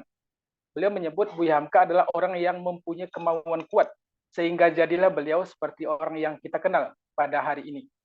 Yang kedua adalah dari pertanyaan yang disampaikan oleh Bapak Irfan Hamka dalam buku Ayah, Kisah Buya Hamka yang diterbitkan oleh Republika. Pada halaman 238, Pak Irfan Hamka bertanya kepada Buya Hamka tentang apa yang mendorong semangat ayah sampai ayah menjadi orang seperti sekarang ini. Ini yang kami sebut sebagai apa yang perlu kita teladani dari pengakuan ataupun yang disampaikan oleh Buya Hamka. Beliau menyampaikan jawaban dari anaknya itu adalah, mungkin ayah sedikit heran dengan apa yang ada di benak anaknya ini, ungkap Pak Irfan Hamka. Dan kemudian Buya Hamka menjawab, pertama adalah kedua orang tua ayah bercerai ketika ayah masih kecil. Yang kedua, beliau menjawab, ayah yang dikenal sebagai anak laki-laki berwajah rupawan, kemudian tiba-tiba terserang penyakit cacar. Ini dalam perjalanan Buya Hamka secara diam-diam, tanpa memberitahukan keluarga, beliau ingin berangkat ke Pulau Jawa, tetapi baru sampai di Kota Bengkulu, terserang oleh penyakit cacar. Dan akhirnya setelah sembuh dari sakit cacar itu, Buya Hamka tak melanjutkan perjalanannya ke Pulau Jawa. Beliau kembali ke Padang Panjang, dan bekas dari sakit cacar itu masih membekas pada wajah beliau. Dan ini disampaikan setelah puluhan tahun, itu juga masih berkesan bagi Buya Hamka tentang sakit cacar yang beliau derita pada waktu kecil. Yang ketiga, banyak anak-anak sekolah desa ataupun sekolah agama yang dianggap remeh oleh anak-anak orang-orang yang berpunya ketika itu. Dan selanjutnya beliau sering direndahkan karena kemampuan bahasa Arab yang kurang bagus. Dan yang kelima adalah beliau pernah ditolak untuk menjadi guru ketika ada pembukaan lowongan guru di sekolah Muhammadiyah yang ada di Maninjau. 5 alasan ini dan pengakuan yang disampaikan oleh Bapak Yusuf Su'aib tentang Buya Hamka, oleh Buya Hamka sendiri, pengakuan yang disampaikan kepada anak beliau tersebut, beliau jadikan sebagai daya dorong untuk berkiprah di tengah masyarakat untuk membuktikan bahwa beliau adalah orang yang juga layak untuk diperhitungkan. Poin-poin yang beliau sampaikan tadi adalah sebuah kelemahan sesungguhnya. Tetapi kelemahan itu beliau jadikan sebagai daya dongkrak yang akan pada akhirnya merubah cara pandang orang terhadap beliau. Maka setelah beliau tidak diterima menjadi guru di sekolah Muhammadiyah di Maninjau, pada akhirnya kan kita mengetahui bahwa Buya Hamka akhirnya memantapkan diri untuk berangkat ke kota Mekah. Dan umur beliau ketika itu adalah baru sekitar 19 tahun. Yang juga beliau tak beritahukan kepada ayahnya, Haji Abdul Karim Amrullah, hanya memberitahukan kepada andung beliau. Dan bermodalkan dari kapuk yang dijual oleh andung beliau, berangkatlah Buya Hamka meninggalkan Danau Maninjau dengan mendaki Kelo 44 itu. Dari Bukit Tinggi ke Padang Panjang, kemudian dari Padang Panjang langsung ke Kota Padang, ke Teluk Bayur, dan naik kapal menuju daerah Sumatera Utara. Jadi kelemahan-kelemahan yang ada oleh Buya Hamka dijadikan sebagai daya dongkrak untuk membuat beliau menjadi bisa lebih baik. Itu keteladanan yang bisa kita ambil dari seorang Buya Hamka. Kemudian keteladanan lain adalah beliau orang yang sangat senang mendidik orang, atau sangat senang dengan adanya kaderisasi dakwah. Beliau senang dengan adanya kader-kader muda yang akan melanjutkan perjuangan dakwah Islam ini. Yang mungkin jarang atau belum pernah terungkap barangkali adalah bahwa ketika beliau pada tahun 31 sampai tahun 35 pindah ke kota Makassar, setelah sebelumnya memimpin tablik school pada tahun 1929 sampai 31 di Padang Panjang. Ini tablik school belum lagi bernama Kuliatul Mubalighin. Jadi ada dua fase sebenarnya, Kuliatul Mubalighin Padang Panjang pada hari ini. Sebelumnya bernama tablik school, dan Buya Hamka pun sudah diminta untuk menjadi pemimpinnya ketika itu. Lebih kurang 3 tahun tablik school berdiri, akhirnya oleh pimpinan pusat Muhammadiyah, Buya Hamka diminta untuk menjadi duta dakwah di kota Makassar. Maka berangkatlah beliau pada tahun 1931. Dan di Makassar itu beliau mendidik seorang kader yang bernama Abdul Rahim. Ketika Buya Hamka kembali lagi ke Padang Panjang melanjutkan apa yang pada hari ini kita kenal dengan perguruan Kuliatul Mubalighin, Buya Hamka mengajak serta Abdul Rahim ini untuk ke Padang Panjang sebagai anak angkat dan juga murid beliau sekaligus. Ini sebuah keteladanan dari seorang Buya Hamka betapa beliau betul-betul menginginkan adanya kader-kader dakwah. Ketika kemudian Buya Hamka pindah ke Padang Panjang dan menjadi pemimpin di Kuliatul Mubalighin, kisah ini disampaikan oleh Agus Hakim dalam buku yang juga tadi sudah kami kutip, Kenang-kenangan 70 tahun Buya Hamka. Selanjutnya diboyongnya Abdul Rahim kecil ke Padang Panjang oleh Buya Hamka, dan di sana pun Abdul Rahim menjadi termasuk generasi awal dari Kuliatul Mubalighin ini. Tidak beberapa lama kemudian, karena tahun 35, kemudian sesudah itu Buya Hamka mendapatkan tawaran untuk memimpin majalah pedoman masyarakat di Kota Medan. Akhirnya Abdul Rahim ini pun diboyong oleh Buya Hamka ke Kota Medan. Betapa beliau sangat sayang dengan Abdul Rahim ini. Kemudian Abdul Rahim ini mendapatkan pendidikannya di Kota Medan atas bimbingan, atas biaya yang ditanggung sepenuhnya oleh Buya Hamka. Pada akhirnya Abdul Rahim ini bisa melanjutkan pendidikannya ke India. Kemudian akhirnya beliau Abdul Rahim menjadi seorang ustadz di Singapura. Yang barangkali Bang Hadi kita bisa mungkin cari kesempatan untuk melacak keberadaan keluarga dari Ustadz Haji Abdul Rahim ini. Karena ini termasuk murid Buya Hamka yang paling awal pada tahun di mana beliau pindah ke Kota Makassar. Dan menjadi seorang ustadz lah Haji Abdul Rahim tadi di kota Singapura. Pada tahun ketika Buya Hamka sudah keluar dari penjara rezim Orde Lama, pada tahun 66 beliau keluar, selang beberapa waktu sesudah itu, Buya Hamka berkesempatan untuk datang ke kota Singapura. Dan akhirnya oleh Ustadz Abdul Rahim yang merupakan murid Buya Hamka tadi, dicarilah tempat menginapnya Buya Hamka. Dan akhirnya berpelukanlah anak dengan ayah ini dengan penuh linangan air mata, mengenang tentang perjuangan Buya Hamka dalam mendidik Abdul Rahim. Ini tentang keteladanan bagaimana Buya Hamka mendidik generasi yang dalam bahasanya Pak Haji Rusdi Hamka dalam buku Pribadi dan Martabat Buya Hamka, dikenal dengan istilah anak-anak yang ke-11 Buya Hamka. Jadi tidak hanya Ustadz Abdurrahim yang akhirnya menjadi orang dalam tanda petik atas bimbingan dan didikan Buya Hamka, tetapi juga banyak anak-anak lain yang tadi juga sudah disinggung oleh Pak Buya Habib Hamka, adanya tokoh-tokoh intelektual yang di kemudian hari mereka itu rupanya dahulu adalah orang yang dididik oleh Buya Hamka. Selanjutnya pula ada M. Zita. Ini Haji M. Zita dalam buku Buya Hamka di Mata Hati Umat. Itu juga mengisahkan kenangan beliau, dan juga ada Haji Ismail Hasan.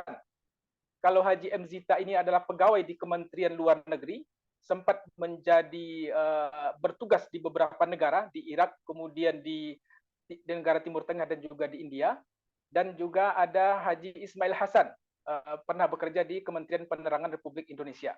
Beliau, kedua orang ini pun adalah orang yang pernah dididik oleh Buya Hamka dengan sangat serius.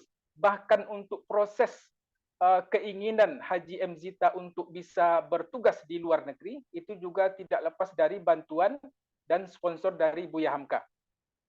Begitu pula dengan Haji Ismail Hasan. Orang ini pernah dahulunya terlibat bersama Buya Hamka dalam perjuangan mempertahankan kemerdekaan Republik Indonesia di Sumatera Barat. Ini keteladanan yang luar biasa. Kemudian tentang perjuangan, jejak perjuangan, adalah bagaimana ketika pada akhir tahun 45 Buya Hamka pindah ke Sumatera Barat, di samping beliau memimpin pergerakan Perserikatan Muhammadiyah, beliau juga ikut terjun dalam revolusi kemerdekaan. Beliau menjadi salah seorang di antara 5 pemimpin dari Front Pertahanan Nasional, yang anggotanya itu adalah Buya Hamka, kemudian ada juga Rasuna Said, yang di Jakarta pada hari ini kita kenal ada sebuah jalan yang bernama Jalan Rasuna Said. Mereka ini 5 orang di antaranya itu termasuk Buya Hamka dan Haji Rasuna Said, beliau adalah orang yang terlibat dalam Front Pertahanan Nasional, atau dalam kedudukan lain Buya Hamka sebagai humas dari Markas Pertahanan Rakyat Daerah Sumatera Barat. Buya Hamka juga terlibat sampai pada akhir tahun 49.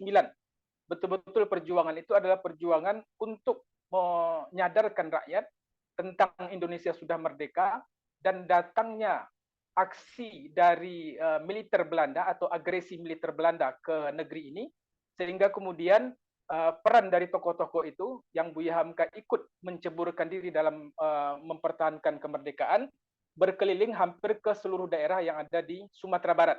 Bahkan dalam beberapa kesempatan itu beliau pernah hampir nyaris menjadi korban serangan dari senjata-senjata mesin dari tentara Belanda. Dalam buku Pelajaran Agama Islam, beliau pernah mengisahkan tentang suatu tempat yang beliau kunjungi bersama pejuang-pejuang kemerdekaan yang lain. Pada malam harinya beliau mendapatkan bisikan. Bisikan tersebut muncul pada saat beliau akan tidur dan terngiang-ngiang antara tidur dan jaga. Bisikan tersebut adalah harus berangkat besok pagi sebelum jam 7 pagi. Sebelum jam 7 pagi haruslah meninggalkan rumah ini. Dan bisikan tersebut terngiang lagi antara tidur dan jaga. Dan ketika selesai melaksanakan sholat subuh, apa yang beliau dengar bisikan tadi malam itu menjadi renungan bagi beliau, sehingga disampaikan kepada rekan-rekan pejuang kemerdekaan yang lainnya untuk meninggalkan tempat itu, dan Buya Hamka adalah orang yang berangkat paling terakhir sebelum jam 7. Ketika baru saja beberapa ratus meter rumah tersebut mereka tinggalkan, ternyata rumah tersebut sudah diberondong oleh peluru pasukan Belanda. Ini dalam perjuangan beliau sebagai seorang pejuang kemerdekaan. Ada pertolongan Allah, ada bisikan yang tak tahu datangnya dari mana, tetapi bisikan itu akhirnya menemukan kenyataan bahwa sebelum jam 7 rumah tersebut ditinggalkan, tetapi betul akan ada sesuatu yang mereka tidak pernah duga sebelumnya, berondongan dari pasukan tentara Belanda. Kemudian juga dalam keadaan di mana beliau hampir berhadapan ketika melintasi suatu bukit dan ingin menyeberangi sawah, tak ada tempat untuk menyembunyikan diri. Ketika ingin menyeberangi tepi bukit yang di depannya tersebut sawah yang membentang, beliau bersirobok, istilah bahasa Minangnya, hampir berhadapan dengan moncong-moncong senjata tentara Belanda di seberang sana. Karena tak ada lagi tempat untuk bersembunyi di tengah sawah tersebut. dan akhirnya beliau kembali mundur dan menunggu beberapa jam sampai sore, barulah kemudian pasukan Belanda yang sudah tampak di hadapan mata tadi, seakan-akan matanya tidak melihat rombongan dari Buya Hamka dan kawan-kawan tersebut. Ini bentuk dari perjuangan konkret real di dunia nyata yang barangkali jarang diungkap tentang apa yang pernah dilakukan oleh Buya Hamka. Maka kita tidak heran ketika pada tahun 1993 pemerintah Republik Indonesia pada Hari Pahlawan di bulan November 1993 menganugerahkan kepada Buya Hamka bintang Mahaputra dari Presiden Soeharto ketika itu. Dan pada tahun 2011 Buya Hamka dianugerahi sebagai pahlawan nasional. Ini beberapa bentuk keteladanan yang bisa kita jadikan cermin pada hari ini bahwa nilai seseorang tersebut adalah akan betul-betul dirasakan manfaatnya ketika dia dengan kondisi apapun memanfaatkan seluruh apa yang ada pada dirinya dan tidak terganggu oleh kesulitan-kesulitan hidup yang pernah dialaminya, menembus cita-citanya hingga mencapai pada tempat apa yang diinginkan. Hari ini kita bisa melihat karena beliau sudah mendahului kita 43 tahun yang silam, maka kita bisa membaca tentang sejarah hidup beliau. Tentunya untuk sejarah hidup kita pun, kita juga harus merancangnya, atau seperti yang disampaikan oleh Buya Afif tadi, bagaimana kita membuat skenario kehidupan kita ini sebagai sesuatu yang layak pula untuk menjadi bahan pelajaran bagi generasi-generasi di masa mendatang. Demikian barangkali Bang Hadi yang bisa kami sampaikan. Semoga bermanfaat. Assalamualaikum warahmatullahi wabarakatuh. Waalaikumsalam. Wah, semakin banyak perbendaharaan tentang pengetahuan kita tentang Buya Hamka ya. Jadi Ustadz Fuad membahas dari satu sisi, Buya Afif mengulas dari satu sisi, dan Ustadz Roni runut menjelaskan sejarah Buya Hamka. Ini baru sebagian. Jadi makanya kami dari Pusat Kajian Buya Hamka ini ingin menggali sebanyak mungkin seperti apa sosok Buya Hamka itu. Jadi bukan kita berlebih-lebihkan, tapi kita berpedoman pada data dan fakta. Yang mana Buya Hamka ini tokoh besar yang hidup, mungkin untuk generasi Gen Z atau generasi sekarang ini jarang yang mengenal Buya Hamka secara lebih dalam. Nah, dengan adanya Yayasan Pusat Kajian Buya Hamka ini, kita akan menyebarluaskan pemahaman Buya Hamka itu seperti apa. Jadi nanti kita akan mendapatkan rahmatan lil alamin Islam itu seperti apa. Nah, seperti yang udah jejak langkah perjuangan Buya Hamka itulah yang mencerminkan perjuangan beliau yang kita patut ambil menjadi teladan bagi kita. Baik, Bapak, Ibu, Puan sekalian, sekiranya ada pertanyaan kepada tiga narasumber, kami persilahkan. Bapak Asman. Ya, Assalamualaikum warahmatullahi wabarakatuh, Pak Ardi. Waalaikumsalam. Dan ketiga panelis kita pada pagi ini, Pak Afif, Ustadz Roni, dan juga Ustadz Fuad. Pertamanya saya mengambil peluang lah sebagai pemula untuk mengemukakan beberapa pertanyaan dan banyak manfaat yang telah kita dapati dalam seminar kita pada pagi ini. Dan ketiga-tiga ahli panelis kita pada pagi ini berlatarkan juga kepada keupayaan mereka untuk berkarya, iaitu menulis. Ya. Begitu juga dengan perbahasan kita pada pagi ini, iaitu berbalik kepada almarhum Buya Hamka, yang bakatnya selain daripada berpidato, berceramah, almarhum juga berkeupayaan besar untuk menulis dan menerbitkan beberapa karya besar. Jadi ada ditimbulkan tadi bahawa kita pada hari ini kekurangan role model, penyesuaian antara berkebolehan untuk berpidato, berceramah, dan ada pula kekurangan di satu sudut yang lain, tidak berupaya untuk berkarya ataupun untuk menulis. Maka apakah itu disebabkan kekurangan pada satu sudut yang lain?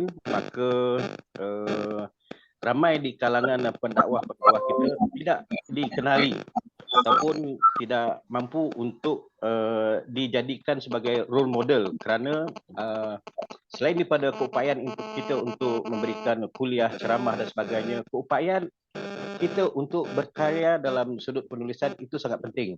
Jadi apa pendapat panelis kita pada pagi ini? Sekian, Assalamualaikum warahmatullahi wabarakatuh.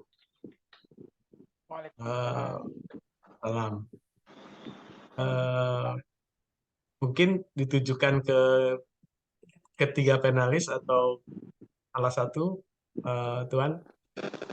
Atau pulang kepada moderator kita, Pak Hadi. Baik. Ya. Kita coba dari Bapak Ustadz Fuad seperti apa?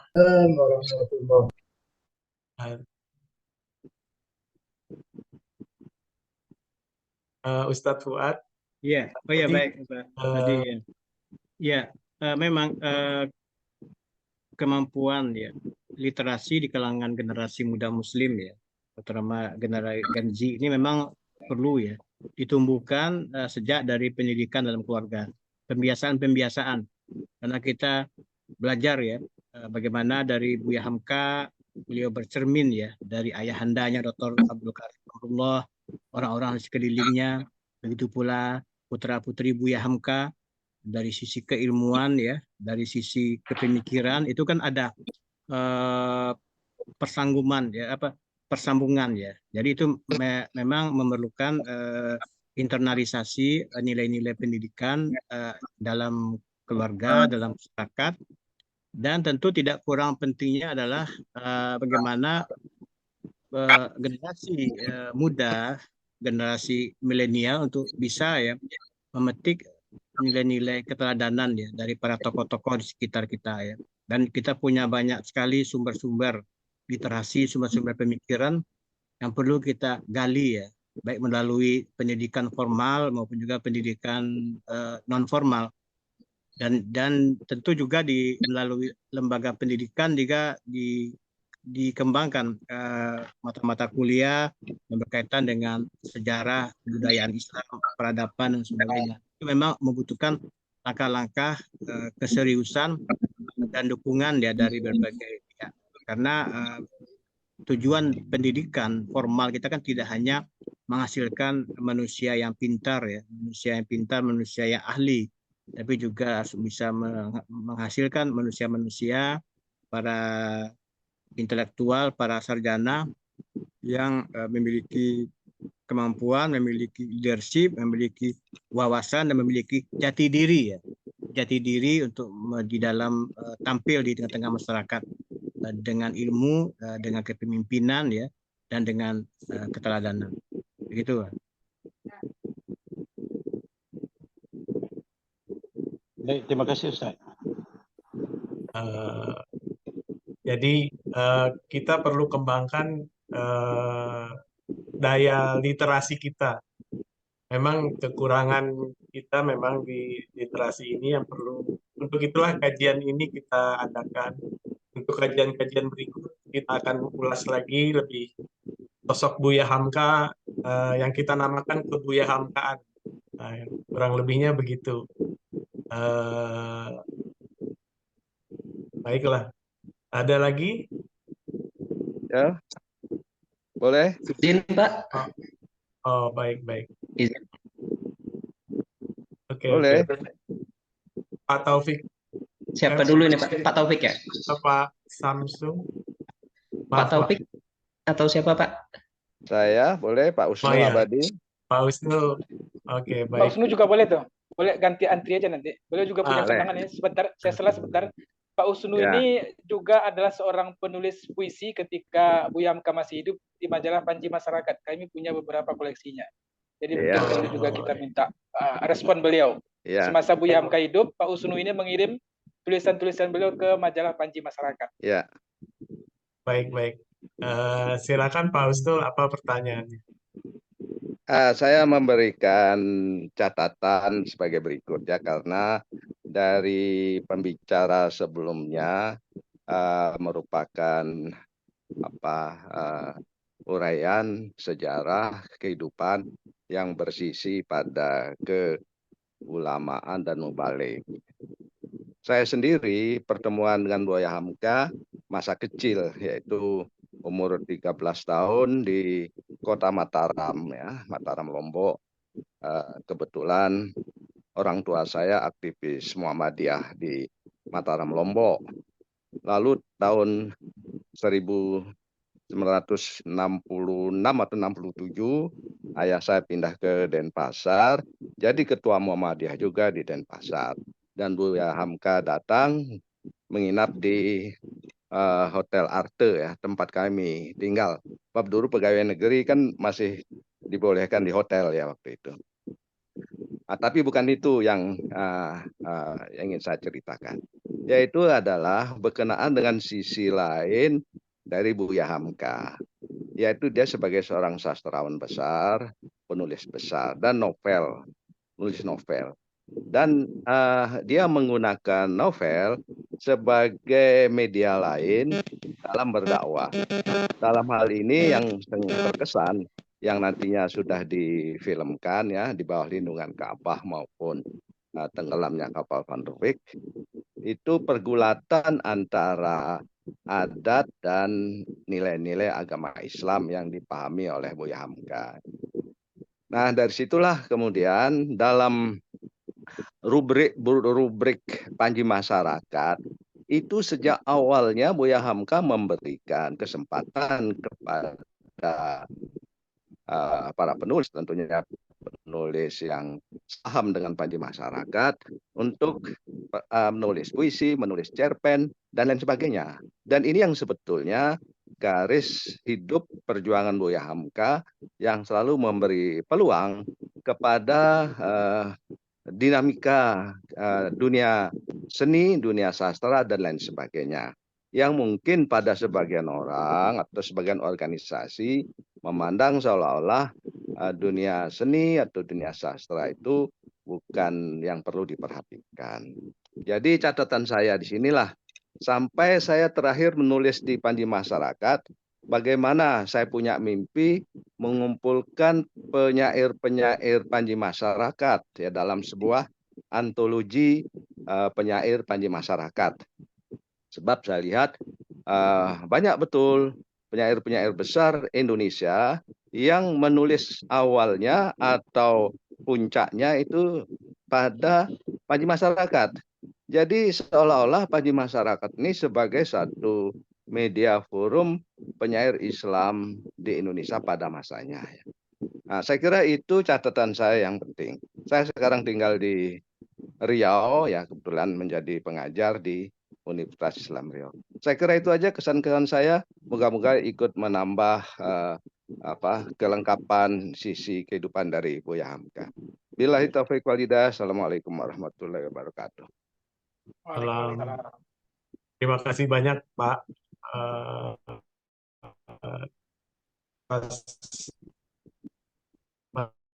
pesannya. Saya dulu boleh Pak? Oh iya, baik Pak. Assalamualaikum warahmatullahi wabarakatuh. Waalaikumsalam. Jelas terdengar suaranya Pak? Ya. Alhamdulillah. Taufik dari Bengkulu Pak. Oke. Jadi mungkin sayalah satu-satunya di sini peserta yang masih Gen Z. Mungkin Pak tadi disinggung masalah Gen Z. Sepertinya saya masih 30 tahunan seperti itu. Saya mengenal Buya Hamka ini sendiri, tidak langsung melihat wajah beliau. karena saya lahir setelah beliau wafat seperti itu. Saya mengenal beliau dari ayah saya yang ada di Lampung seperti itu, Pak. Nah, sekarang saya pun masih aktif studi doktor di Universitas Bengkulu. Nah, jadi ingin saya pertanyakan di sini adalah dari beberapa panelis tadi menyebutkan bahwasanya Buya Hamka ini ketika dakwah tidak abu-abu seperti itu, Pak Hadi. Dan beliau ini sangat tegas memegang prinsip apa yang beliau yakini kebenarannya.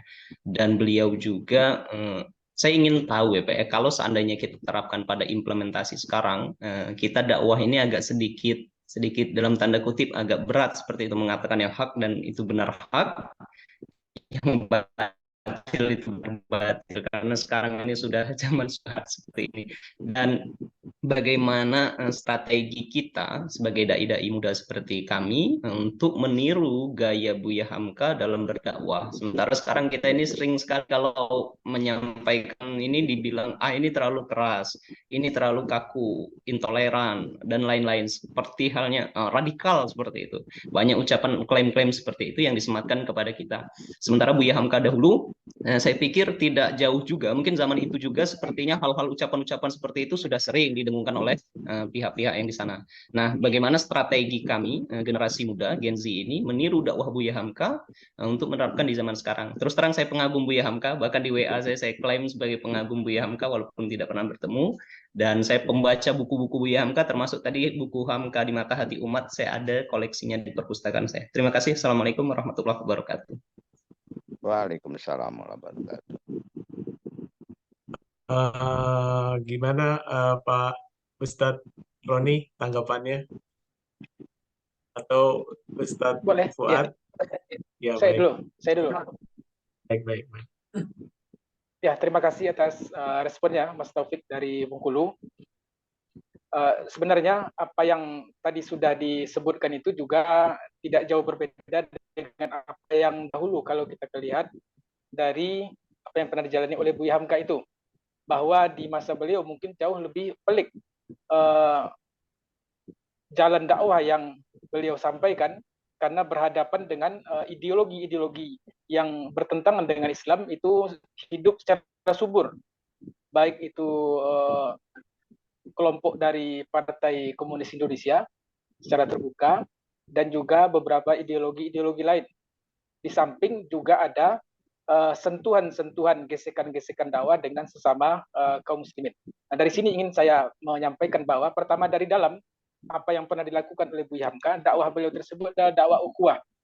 Maksudnya adalah bahwa dengan orang yang tidak sepemahaman secara mungkin furu'iyah bidang fikih, itu Buya Hamka sangat toleran, sangat tasamuh dalam menyikapi hal yang demikian.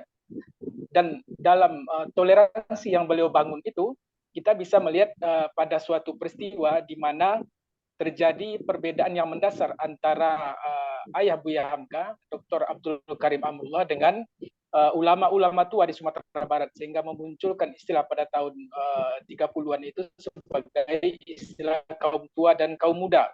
Kaum muda ini dipelopori oleh ayah Buya Hamka, Syekh Dr. Abdullah Ahmad dan beberapa ulama lain. Dan kaum tua itu ada di antaranya adalah Syekh Sulaiman Ar-Rasuli, pendiri Madrasah Tarbiyah Islamiyah Candung di Sumatera Barat juga. Tetapi dalam perjalanannya, kedua orang ulama yang berbeda paham ini bisa duduk satu meja. Bahkan dalam salah satu kegiatan, mereka pernah melakukan tabligh akbar secara bersamaan antara ayahnya Buya Hamka, yang merupakan tokoh, salah seorang tokoh kaum muda, dengan Syekh Sulaiman Ar-Rasuli yang merupakan tokoh dari kaum tua. Tetapi mereka bisa duduk bersama dalam salah satu tabligh akbar. Dan pada suatu pertemuan, ketika Buya Hamka ingin mengunjungi ayah beliau dalam pengasingannya di Sukabumi, singgah di Sumatera Barat ketika itu Buya Hamka, dan beliau bertemu dengan Syekh Sulaiman Ar-Rasuli tadi pada tahun 40-an. Dan Syekh Sulaiman Ar-Rasuli itu menulis sebuah coretan kecil yang menyampaikan pesan supaya kalau dimungkinkan untuk supaya Syekh Abdul Karim Amrullah untuk pulang sekiranya nanti selesai masa pembuangan itu. Jadi pesan supaya kembali pulang ke Minangkabau.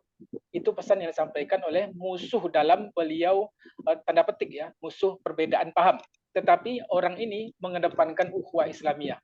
Maka itu pula yang dilakukan oleh Buya Hamka ketika beliau sudah dianggap sebagai orang yang dituakan atau sebagai seorang ulama. Bahkan ketika memanggil Syekh Sulaiman Ar-Rasuli tersebut, beliau panggilnya dengan Syekh. Tapi akhirnya Syekh Sulaiman Ar-Rasuli menyebut, engkau memanggil ayahmu dengan sebutan apa? Buya Hamka menjawab, saya manggil ayah saya dengan sebutan ayah. Maka sebagaimana engkau memanggil ayahmu dengan ayah, panggil pula lah saya ini dengan sebutan yang sama ketika engkau memanggil ayahmu. Syekh Sulaiman Ar-Rasuli itu bahkan sudah menganggap anak lawan pemikirannya itu sebagai anaknya juga. Ini tentang ukhuwah Islamiyah yang diterapkan oleh Buya Hamka bercermin kepada apa yang dialami oleh tokoh-tokoh yang beliau idolakan, baik ayahnya sendiri ataupun tokoh lain di Sumatera Barat ketika itu. Dan ini pula yang terjadi ketika meninggalnya, yang tadi sudah disebut oleh Pak Fuad Nassar, meninggalnya Kiai Haji Bisri Samsuri, salah seorang tokoh Nahdlatul Ulama. Buya Hamka sangat akrab dan dekat dengan beliau. Kedekatan itu beliau sebutkan dalam salah satu takziah Buya Hamka di majalah Panji Masyarakat pada saat meninggalnya Kiai Haji Bisri Samsuri. Atau ketika Buya Hamka baru saja pindah ke Jakarta dan beliau kemudian ditawari untuk memimpin rombongan haji dan akhirnya ditawari pula masuk ke Kementerian Agama Republik Indonesia pada tahun 50-an, yang menawari beliau siapa? Yang menawari adalah Kiai Haji Wahid Hasyim. Siapa Kiai Haji Wahid Hasyim? Anaknya Kiai Haji Hasyim Asy'ari, tokoh Nahdlatul Ulama. Sementara kita tahu Buya Hamka berasal dari Muhammadiyah. Tetapi kenapa sampai kemudian Kiai Haji Wahid Hasyim menaruh kepercayaan kepada Buya Hamka? Karena prinsip ukhuwah beliau yang diterapkan dalam berdakwah sesama internal umat Islam. Itu yang pertama. Yang kedua, ketegasan. Buya Hamka memang orang yang termasuk tegas dalam menyampaikan, tetapi di balik ketegasan itu beliau juga mempunyai cara untuk bisa diterima apa yang disebut tegas tadi. Untuk dalam kasus Partai Komunis Indonesia itu Buya Hamka sangat tegas ketika berhadapan dengan komunis di sidang konstituante pada tahun 1957 di Bandung. Buya Hamka sangat frontal dalam menyampaikan pesan-pesan beliau itu. Ini direkam dalam buku Debat Dasar Negara Islam dan Pancasila. Di sini Buya Hamka sangat tegas menyampaikan tentang pendirian beliau, tentang ajaran Islam. Tetapi walaupun demikian, ketegasan itu juga beliau berusaha untuk mengedepankan prinsip persaudaraan di antara sesama anak bangsa. Walaupun pada akhirnya beliau akibat ketegasan sikap itu menanggung resiko. Tahun 57, 58 di Konstituante itu Buya Hamka sudah mengingatkan tentang bahaya Partai Komunis, tetapi pada akhirnya di awal tahun 64 pada bulan tanggal 27 Januari akhirnya Buya Hamka menjadi korban dari politik presiden yang bisa jadi dikendalikan oleh kekuatan komunis, sehingga tokoh-tokoh Islam termasuk Buya Hamka menjadi orang yang harus dipenjara 2 tahun 4 bulan lamanya. Jadi ketegasan itu tetap beliau pertahankan walaupun pada akhirnya ada risiko yang harus dihadapi. Itulah jalan perjuangan yang diperlihatkan oleh Buya Hamka, tetapi walaupun demikian beliau tetap berusaha untuk sportif. Jadi tegas tetapi sportif. Inilah prinsip seorang pejuang, di mana ketika kita kenal secara bersama, beliau juga mau untuk menyolatkan akhirnya jenazah Presiden Soekarno yang walaupun pada beberapa tahun sebelumnya atas kebijakan politiknya partai Buya Hamka, yang di sana Buya Hamka menjadi anggotanya Partai Masyumi dibubarkan dan Buya Hamka menjadi tahanan politik, tetapi ketika Presiden Soekarno wafat, dendam Buya Hamka pun akhirnya menjadi hilang. Yang dikedepankan adalah persaudaraan sesama anak bangsa. Demikian. Baik, baiklah. Saya kira tuntas sudah acara kita kali ini. Mungkin lain waktu kita akan bahas mengenai kebuya hamkaan lain untuk tema-tema yang lain. Mohon masukannya kepada para hadirin hadirat sekalian. Ini adalah acara perdana pertama kali dari Yayasan Pusat Kajian Buya Hamka. Insya Allah kita akan akan buat lagi kajian-kajian berikutnya. Akhirul kalam, kami mohon Buya Afif Hamka untuk menutup dengan doa. Lebih dan kurangnya saya mohon maaf. Terima kasih yang sebesar-besarnya.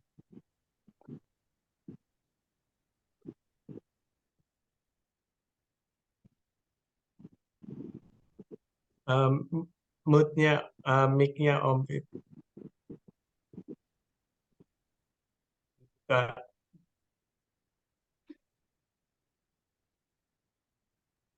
Assalamualaikum warahmatullahi wabarakatuh. Kedengaran? Kedengaran.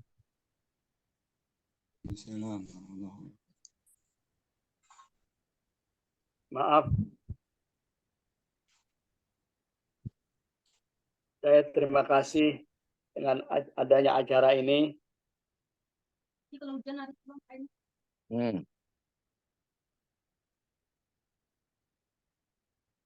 Semoga silaturahim kita ini berlanjut penuh berkah dan saya teringat bahwa kita semua ini, Buya Hamka almarhum itu punya anak 10 semua. Saya nomor 9, ada adik saya Amir Syakib dan nomor 10 anak bungsu. Tapi kami punya istilah. Ada orang-orang tertentu yang kami sebut sebagai anak ke-11. Kami sebut anak ke-11 karena sudah seperti anak Buya Hamka, tapi tidak seibu sebapak dengan kami. Di Malaysia, itu pada tahun-tahun 50, 60-an, banyak sekali orang dari Malaysia itu, kalau dia sudah mendarat di Kemayoran waktu itu tujuannya dia pergi ke sopir taksi, dia katakan, antarkan kami ke rumah Pak Hamka. Nanti sopir taksi itu mengantarkan ke rumah kami di Kebayoran Baru. Nah, turunlah anak-anak itu. Mereka itu kalau mau melanjutkan studinya baik ke Jogja, ke Bandung, atau di Jakarta, itu datang ke rumah kami. Dia menginap di rumah kami beberapa hari. Jadi keesokan harinya itu sopirnya Buya Hamka mengantar anak ini ke kedutaan Malaysia. Itu udah seperti anaknya Buya Hamka. Bahkan kalau hari-hari libur, mereka liburannya bukan pulang ke Malaysia sana, tapi mereka pulangnya ke rumah kami. Jadi sudah seperti rumah mereka lah. Itulah yang disebut anak ke-11. Banyak sekali itu. Puluhan. Saya pernah ada acara di Malaysia, lalu saya didampingi oleh seorang panitia. Dia katakan bahwa ayahnya itu pernah di rumahnya Buya Hamka. Jadi dia cerita, dialah antara lain yang kami sebut sebagai anak ke-11 itu. Jadi tentu di antara pendengar sekalian, di antara yang mengikuti acara ini, ada anak-anak, ada orang-orang yang mungkin sudah menjadi tokoh, padahal pernah menjadi anak ke-11 dari Buya Hamka. Salam ukhuwah dari kami. Semoga silaturahim kita terus berlanjut, persaudaraan kita terus mendapatkan berkah. Baiklah, Saudara-saudara sekalian, puan-puan dan tuan-tuan, marilah kita berdoa bersama. Semoga silaturahim kita ini penuh dengan berkah dan persaudaraan kita selalu mendatangkan keberkatan dari Allah Subhanahu wa taala. Al-Fatihah. A'udzubillahi minasyaitonirrajim. Bismillahirrahmanirrahim.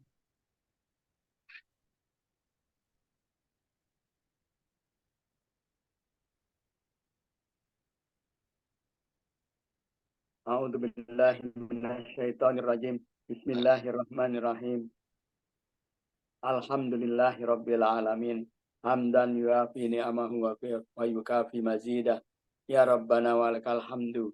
Kama yanbaghi li jalali wajhikal karim wa azimi sultanik. Allahumma inna nas'aluka ridhaka wal jannah wa na'udzu bika min sakhatika wan nar bi rahmatika ya arhamar rahimin. Allahumma inna nas'aluka salamatan fid din wa afiatan fil jasad wa ziyadatan fil ilmi wa barakatan fil rizqi wa tabatan qablan maut wa rahmatan indal maut wa maghfiratan ba'dal maut. Hawin alaina ya Allah fi sakaratil maut wa najata minan nar wal afwa illal hisab. Rabbana hablana min azwajina wa zurriyatina qurrata a'yunin waj'alna lil muttaqina imama. Allahumma ighfirli Buya Hamka, Allahumma ighfir lahu warhamhu wa'afihi wa'anhu. Allahumma akrim nuzulahu wa wasi' madkhalahu. Allahumma ja'al qabrahu rawdatan min riyadil jinan wa la taj'al qabrahu hufratan min hufarin niran. Allahumma ya Allah ya kami, berkatilah acara kami ini. Allahumma ya Allah ya Tuhan kami, anugerahkanlah kepada kami kekuatan lahir dan batin. Rabbana atina min ladunka rahmah wa hayyi lana min amrina rasyada. Rabbana atina fid dunya hasanah wa fil akhirati hasanah wa qina adzabannar. Walhamdulillahi rabbil alamin. Sekian, wabillahi taufik wal hidayah. Wassalamualaikum warahmatullahi wabarakatuh. Waalaikumsalam. Baik, Bapak Ibu sekalian, kami mengucapkan terima kasih banyak kepada Bapak Ustadz Fuad Nasar, Bapak Ustadz Roni Chandra, Buya Afif Hamka, dan para peserta dan hadirin sekalian. Terima kasih atas partisipasinya. Lain waktu kita akan berjumpa lagi. Wabillahi taufik wa hidayah. Wassalamualaikum warahmatullahi wabarakatuh. Waalaikumsalam warahmatullahi wabarakatuh.